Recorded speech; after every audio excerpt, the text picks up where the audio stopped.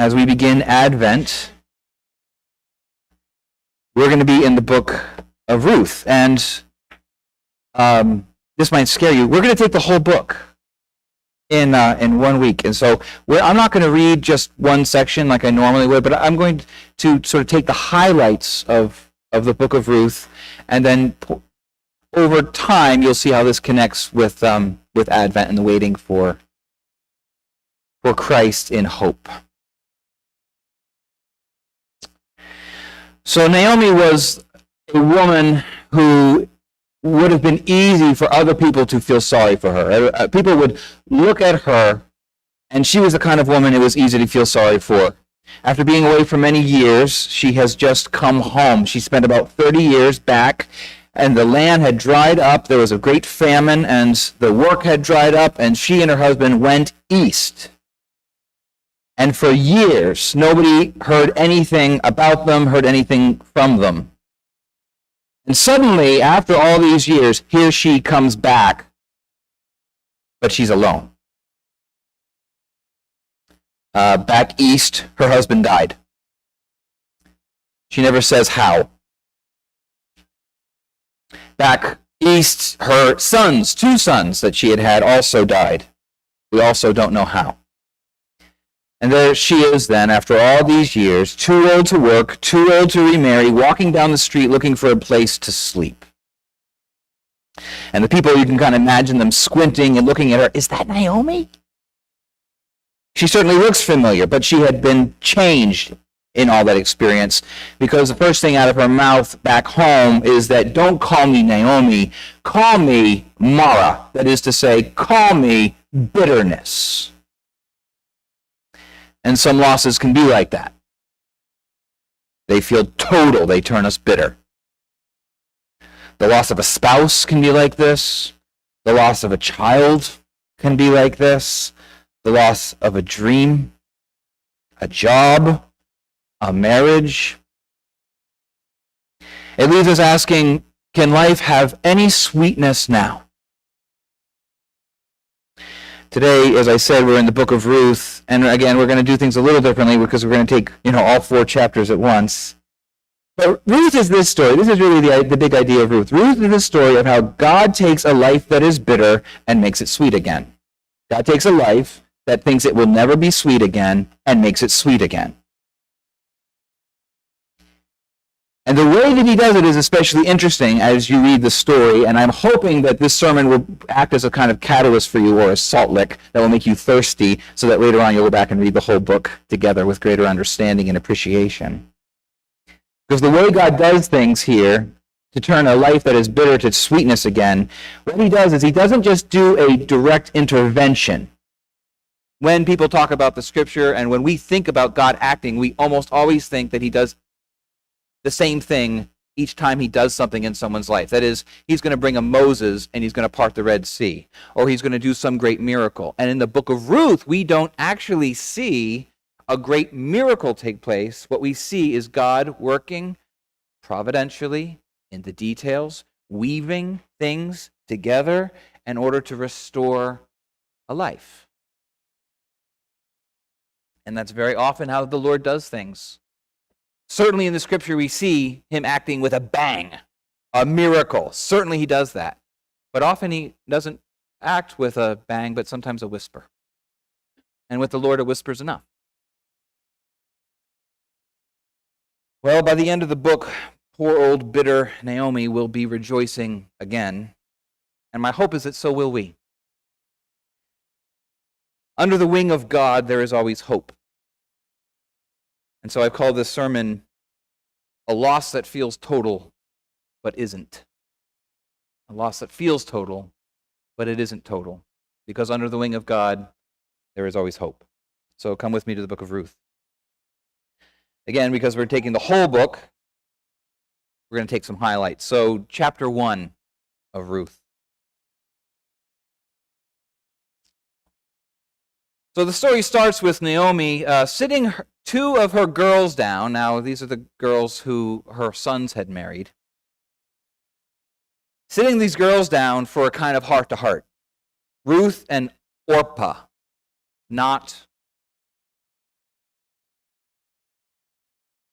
Oprah, right? Orpah, just in case you wanted to remember that name. Ruth and Orpah, they were living with her and supporting her after the death of her husband, and she sits them down, and she's going back to Bethlehem. She's going back home. Right now she's in Midian, and that they should stay here. They should basically, here's where their lives are. She's going back home, basically start again.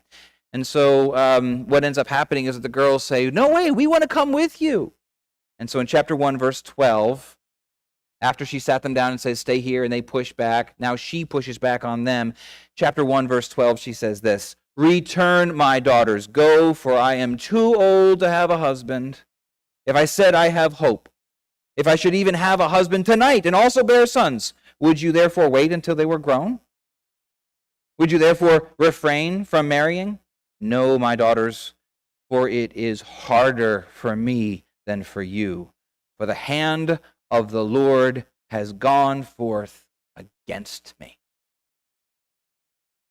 And so this is sort of the long way of saying, save yourselves, kids. I got nothing for you here. She's hopeless. So Naomi's speech has an impact on Orpah, and so she stays behind. But Ruth, very famously and very beautifully, she sort of says, no way, I'm sticking to you like glue. So in verse 14, it tells us actually quite literally that she clung to Naomi. And then in verse 16, this is probably, if you know any verses in Ruth, these are probably the verses that you know. These are the most famous verses in Ruth. Chapter 1, verse 16, we hear her very beautiful and very famous speech. Do not urge me to leave you or turn back from following you. For where you go, I will go. Where you lodge, I will lodge. Your people shall be my people, and your God my God. Where you die, I will die, and there I will be buried. Thus may the Lord do to me. This is sort of like a Hebrew way of, or an ancient way of doing a curse, saying thus. Usually that would be associated with sort of like somebody's sign like this, like, may he kill me. So thus may he do to me, if anything but death parts you and me. It's a profound covenantal kind of promise that she's making here. So, of course, there's something lovely in Ruth's loyalty here, right? There's more going on than just her loyalty to Ruth, however, because what we see here is that she uses the covenantal name of God, the Lord, Yahweh, the I Am, which is interesting because she's from Midian, and so what that means is that, well, it looks like her mother-in-law has been talking about the Lord. So even so, when she leaves the land, she doesn't leave her God behind. It looks like she's doing some missionary work in her family, which is interesting. Ruth is expressing her loyalty to God because she says, your God will be my God. And she uses the name of God. She knows what she's speaking about. Your God will be my God. So then what that means is that when Naomi here is walking down the street, Ruth is with her. And what is interesting to note, however, is that Naomi at this point of the story barely notices her. Look at verse 20.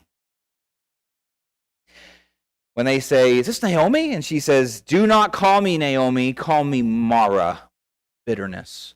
For the Almighty has dealt very bitterly with me. I went out full, but the Lord has brought me back empty. Why do you call me Naomi? Since the Lord has witnessed against me and the Almighty has afflicted me. So Naomi is bitterness. She's bitter because she's alone. She was full. She looks back on her life. It was full. Now it's empty. But we have to ask, right? Is she really alone? I mean, she's got Ruth here. So, doesn't Ruth count for anything? I think one of the lovely things about this story is that in the beginning of the story, Naomi's estimation of Ruth is kind of low, and it will go up. At first, Ruth is like another mouth to feed, a liability. Ruth is to remain empty. I've got this kid.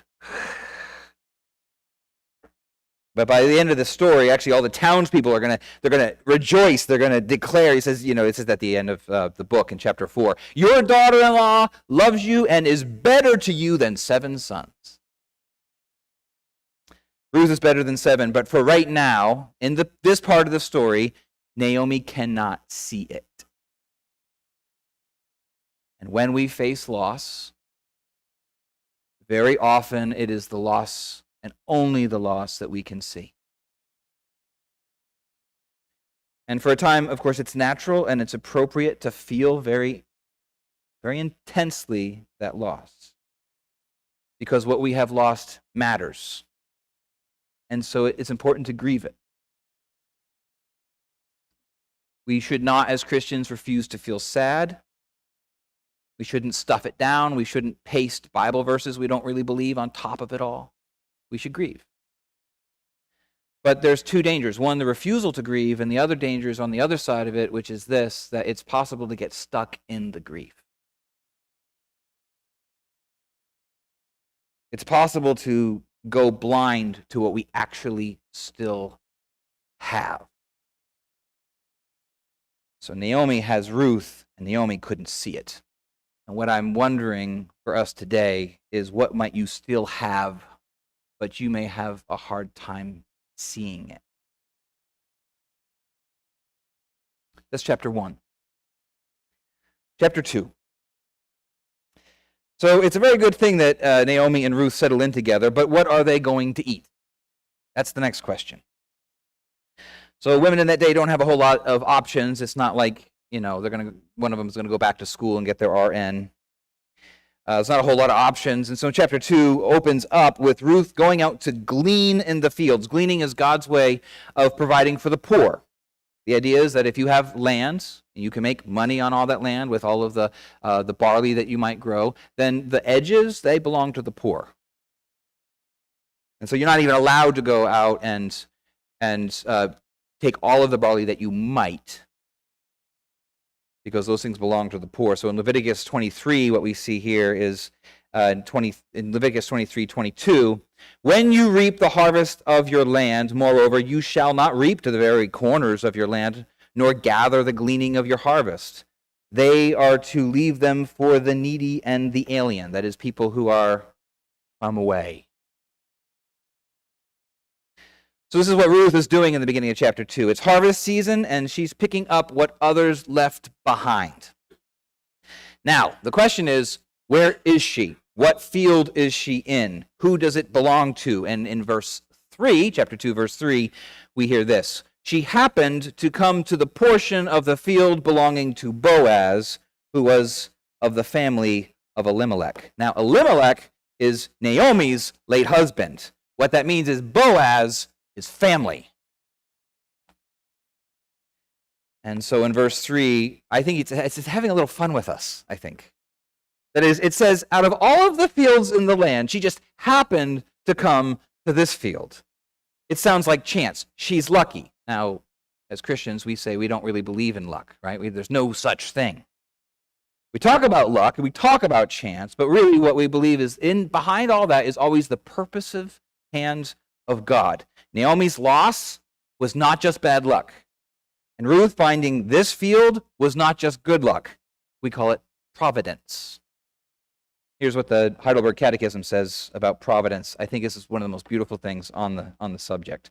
Providence is the almighty and ever-present power of God, by which he upholds, as with his hand, heaven and earth and all creatures, and so rules them that leaf and blade, rain and drought, fruitful and lean years, food and drink, health and sickness, prosperity and poverty, all things, in fact, come to us not by chance, but by the fatherly hand of God. Well, so here is Ruth just happening upon Boaz's field. And today in our lives, we meet this person, and we have got this opportunity. We experience loss, and we experience recovery. We've all got stories, don't we? We get a big scare, and then the big break, or the big break, and then the big scare, depending on how the Lord has orchestrated your life. We can't always see it, and we don't always understand what's going on. It's true that we don't often say, oh, that's very obviously what the Lord is up to here. Very often we're saying, Lord, what is going on? But behind all of that, it's not chance. This is God working behind the scenes. It's providence. It's important for us to understand that, so that we have a way of our lives are not just the product of chaos or chance. And so it's important when you encounter things that seem chaotic or bad lucky or good lucky, that we say, Lord, what is it you want from me here? What is it that you're asking of me here? That we read our lives as though they're given to us by God. Well, who comes into the field but Boaz himself? And by the way, when you picture Boaz, you should picture him something like a knight. In verse 2, our English translations are going to say something like, he was a man of great wealth. But actually in the original, it's something like this. He was a mighty man. He was a man of great strength. So it's true that he was fairly well off, but you don't want to picture him as a fat cat. You want to picture him as a strong dude, okay? So he's a big dude coming into his field. And he comes into the fields to see how the harvest is going, and here he sees Ruth. She's gleaning at the edges of the field, and he asks, of course, who is that? And of course they say, that is Ruth, the Moabitess. Now you have to understand, being a Moabitess is not an advantage. This is not a culture that celebrates diversity. To be a Moabitess puts her at a severe disadvantage. Moab was an enemy of Israel. They served a different god, actually a cruel demon god named Chemosh, who required child sacrifice. So Ruth, as a Moabitess, would have been considered unclean, impure, and dangerous. And Boaz is very kind to her. He invites her in, he talks to her, he says that she does not have to glean like the poor foreigners anymore. She can come in and harvest along with the rest of them. That is, she doesn't have to go to the edges. She can actually come in and act like one of the people who are in the inside of things. If she's hungry, she'll eat with them, not on the edge of the field. If she's thirsty, she will drink with them, and no one is to bother them. And then he goes further, because he invites her to his own table. So the point is then, it's possible for her as a Moabitess to be eating the stuff that she's getting on the edges of the field, but then she's brought in to the center of the field where all that good food is. And then she's brought in further to sit at his table. She's going to eat like an equal. So she responds here. This is chapter 2, verse 10. This is how she responds to this invitation. She fell on her face, bowing to the ground, and said to him, "Why have I found favor in your sight that you should take notice of me, since I am a foreigner?" And Boaz replied to her, "All that you have done for your mother-in-law after the death of your husband has been fully reported to me, and how you left your father and your mother in the land of your birth, and came to a people that you did not previously know. May the Lord reward your work, and may your wages be full from the Lord, the God of Israel, under whose wings you have come to seek refuge." There's a beautiful parallel here between Boaz and how he treats Ruth, and Christ and how he treats us. We are, I imagine most of us here in this room, are Gentiles, that is, non-Jews, and this makes us, by definition, foreigners. This is what Paul says in Ephesians chapter 2. "You were at that time separate from Christ, excluded from the commonwealth of Israel, and strangers to the covenants of promise, having no hope and without God in the world. But now in Christ Jesus, you who were formerly far off have been brought near by the blood of Christ." We are like Ruth. We're foreigners. And Christ is like Boaz, and he shows us kindness. He welcomes us not as servants, but as equals. And what do we do? What will we do here in about 15 minutes? We will eat at his table. If you feel like an outsider to the things of God, if you look around and you think, oh, the people in the church, there's some people who are on the inside of things, but not me. Remember Ruth and Boaz. Remember Christ. God gives favor to foreigners. He brings us who are on the outside, he brings us in. Chapter 3.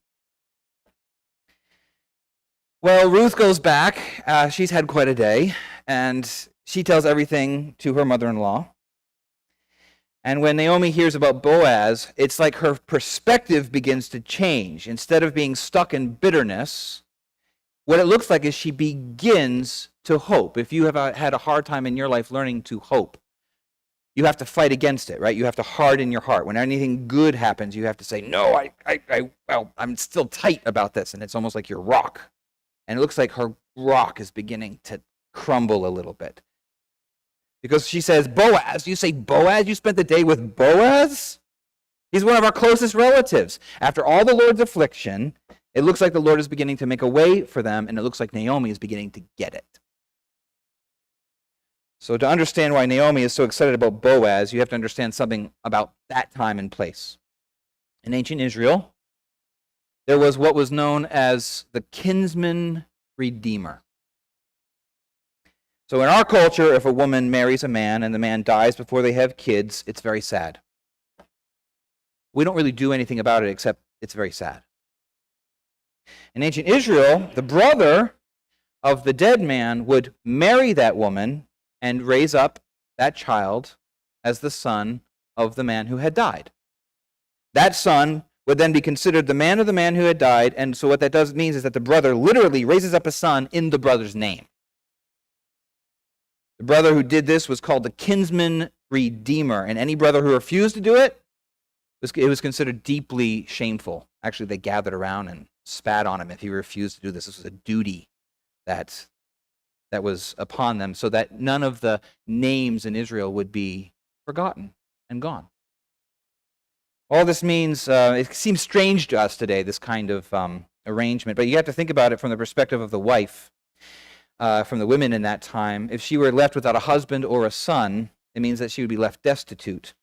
So this is one of the ways that the Lord is caring for the poor, just like he cares for the poor in the leaving of the corners of the field, so does he also care for the poor in the kinsman idea, the kinsman redeemer idea.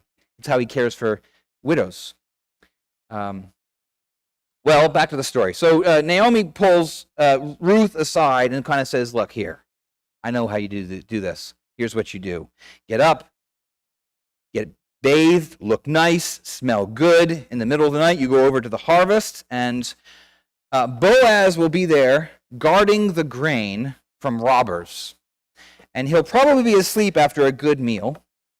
And when you find him, uncover his feet, lay down next to him, and wait for him to wake up. I don't think anyone has ever received that dating advice today. All this Ruth does. So you have to picture this.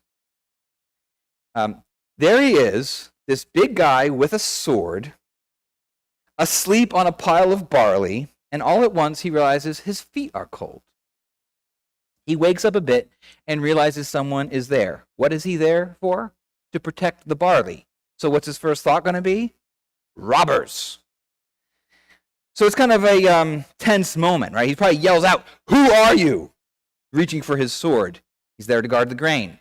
And it's this tense moment, and then you can hear Ruth in that moment, in the darkness, replies. This is from chapter 3, verse 9.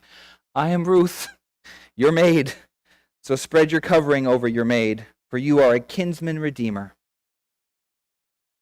Well, that's different. Right? This is not a robber, this is a Ruth. She's asking for marriage. That's what the covering language means. Just as she has come under the wing of God, so now does she want to come under the wing of Boaz. So Boaz says this in verse 10, May you be blessed of the Lord, my daughter. You have shown your last kindness to be better than the first, by not going after young men, whether poor or rich. Now, my daughter, do not fear. I will do for you whatever you ask. For all my people in the city know that you are a woman of excellence. Well, this is a long way of saying, yeah, let's get married. Now, there's a complication.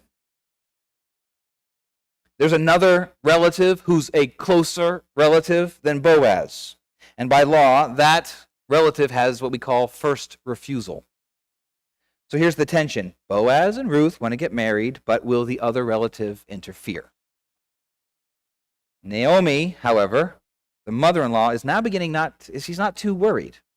That's interesting for her, as someone who's been afflicted of the Lord, who's shown obvious examples of hopelessness. Now she's beginning to be the one who's not worried.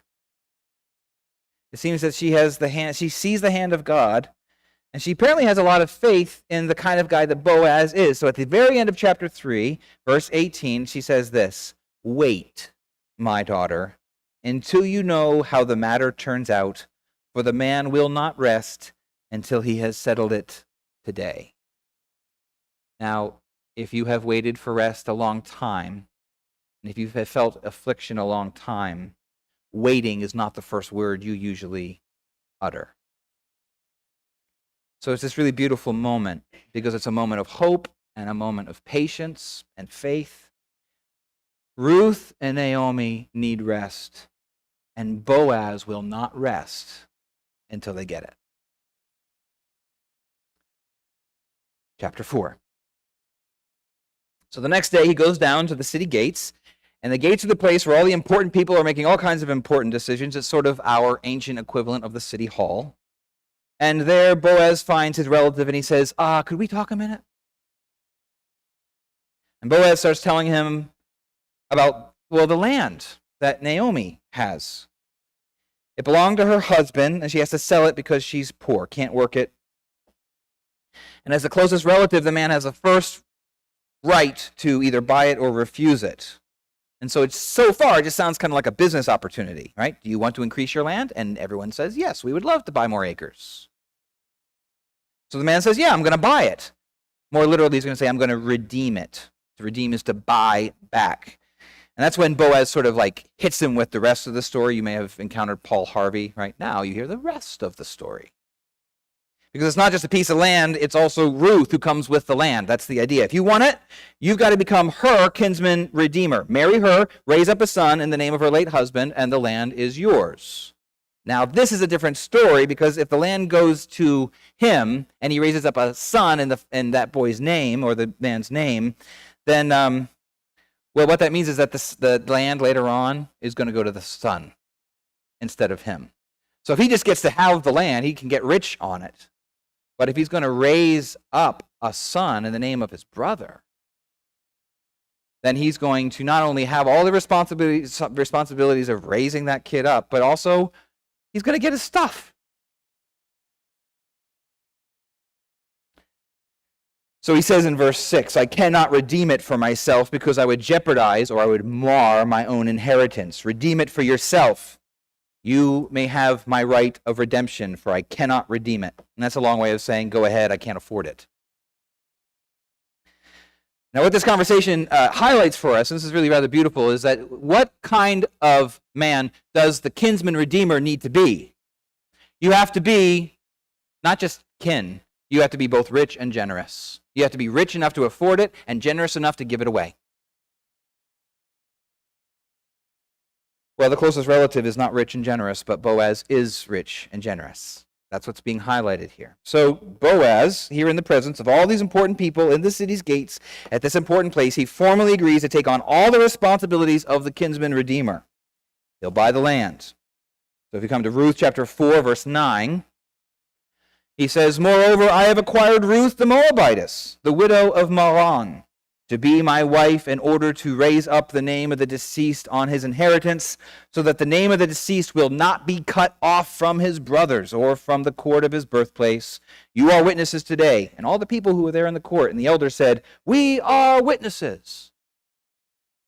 And then everybody together calls out this blessing upon the couple. So in verse 13, we get a lot of information all at once. So Boaz took Ruth, she became his wife. He went into her, and the Lord enabled her to conceive, and she gave birth to a son. Now, if this were Hollywood, everything would have slowed down for this moment so we could feel the drama of it. If you see a wedding scene in a movie, how does it usually go? Everything kind of builds up to the big moment.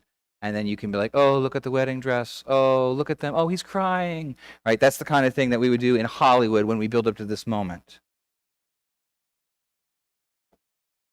That's not what this story does, right? And the reason for it is that that's not what this story is about. This is not primarily a romance story. whatever you may have heard, this is not primarily a romance story. What is this story about? It's about restoration. It's about taking someone who has no hope and giving them hope, whose life has turned from bitterness and turning it sweet again. And so we get a lot of the stuff that we usually slow down on, and we go really fast through that stuff. And then when we get to the other stuff that we usually slow down on, now we're going to get it slowed down, way down, when we get to the life of Naomi. Chapter 4, verse 14. Then the woman said to Naomi, "Blessed is the Lord who has not left you without a redeemer today. And may his name become famous in Israel. May he also be to you a restorer of life and a sustainer of your old age. For your daughter-in-law who loves you and is better to you than 7 sons has given birth to him." And then Naomi took the child and laid him in her lap and became his nurse. Naomi came home feeling empty, and now she's full. You see how the end is different from the beginning. And why?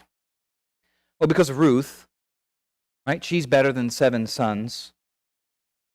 Also because of Boaz. He's both rich and generous. But underneath all of that, as the women here recognize, it's the Lord. He has not left you without a redeemer today. So now let's back up a minute, because Ruth took place in the time of the Judges. We've been going through Judges on Wednesday nights. And as everyone who's been going there or has ever read the book of Judges can say, Judges is not exactly an upper kind of book. It's kind of a downer kind of book. It's a time of gross national failure.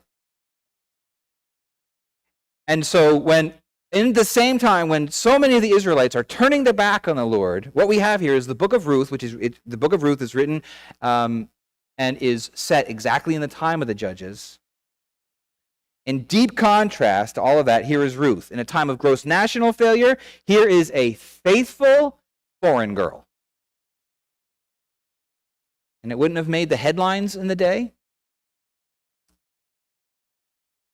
We don't tend to think about the time of Judges when God is working in small things with individuals. We tend to think, oh, that time would have been lousy. And at the same time of all of that big sort of the stuff that makes the news, here is the Lord bringing one foreign girl into, well, redemption.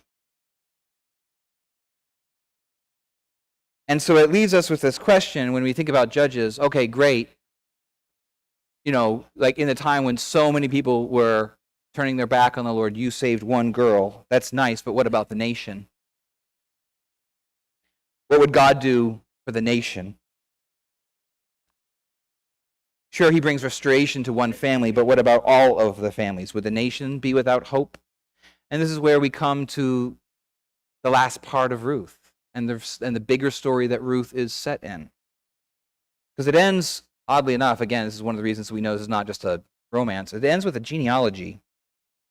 Boaz was the father of Obed, and Obed was the father of Jesse, and Jesse was the father of David. And David is what? David is the king who restores true worship. When we read Judges, and especially the latter part of Judges, it's constantly saying everyone did what was right in their own eyes because there was no king. And then when David shows up, it's like he restores true worship. The Lord is going to restore the whole nation eventually. Well, here in the little story of Ruth, we get a glimpse of the bigger picture. It's not just Naomi and Ruth who have a redeemer, it's the whole nation. And now, here we are, all these thousands of years later, we can even go further than that. It's not just the nation, it's the whole world who has a redeemer.